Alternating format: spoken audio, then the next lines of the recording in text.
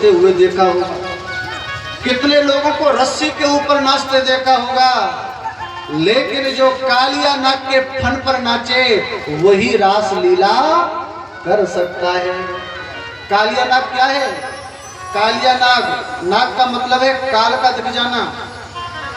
अच्छा, थोड़ी सी हम लोग कल्पना कर लें, आप रात्रि का भोजन करके और अपने बिस्तर पर सोने के लिए जा रहे हो, और जैसे बिस्तर पर तुम पहुंचे तो तुम्हारे बिस्तर पर एक नाग बैठा है,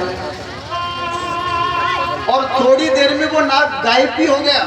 अब मिला ही नहीं, खूब ढूंढा पर ढूंढने से मिलता नहीं। लेकिन सच सच बताना, जिस बिस्तर पर तुमने अभी अभी नाग देखा हो, सांप देखा हो, और फिर वो मिले ही ना, तो कहो ऐसे बिस्तर पर नींद आएगी?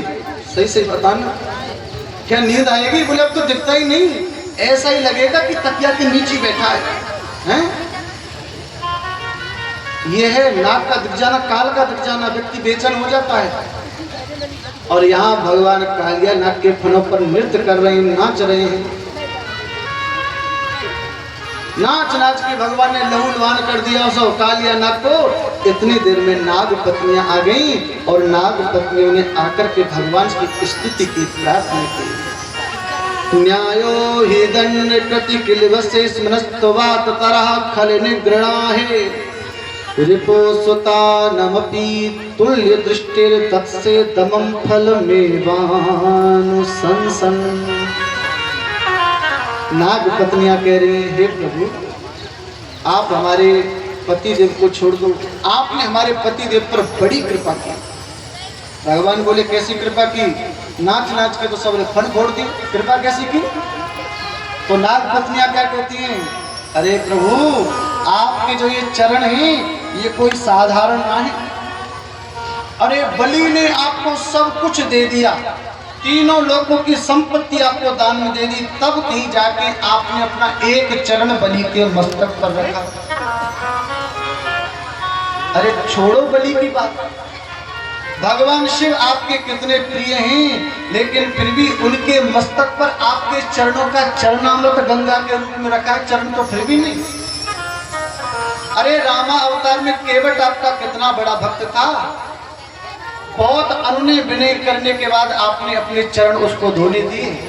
तो कहो हमारे पतिदेव ये कालिया नाग, ना इसने कोई जप किया, ना तप किया, ना ध्यान किया, ना माला की, लेकिन आपने एक नहीं अपितु दोनों ही चरण इसके मस्तक पर रख दिए। बताओ ये कृपा नहीं तो क्या है? भगवान प्रसन्न हो गए। भगवान बोले बताओ क्या चाहिए? बोले महाराज आपके चरणों की धूली मिल जाए। अब धूली क्यों मांगी?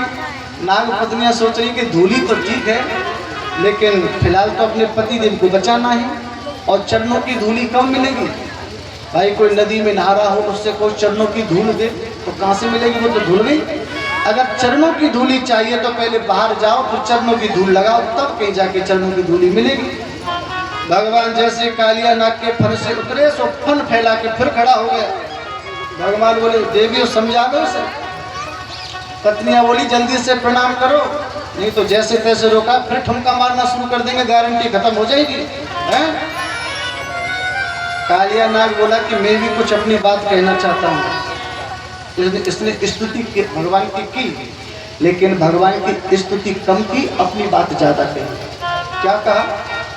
यह कहता है प्रभु ये बताओ संसार को किसने बनाया? भगवान बोले हमने बनाया। बोले नागों को किसने बनाया? बोले हमने बनाया। नागों में रहता है मेरा तेजस्वी स्वभाव, तामसी स्वभाव आपने बनाया। अरे मैं किसी को देता हूँ तो फुफकारता हूँ, तो मेरा क्या कसूर है इसमें?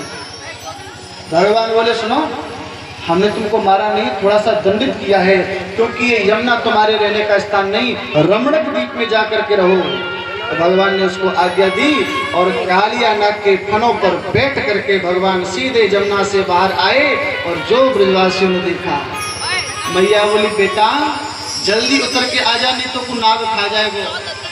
भगवान बोले इस प्रकार की भगवान की ये नागनाथन लीला भगवान ने की। इससे आगे कथा आती है, जैसे ही भगवान ने कालिया नाग को नाथा, उसके बाद रात्रि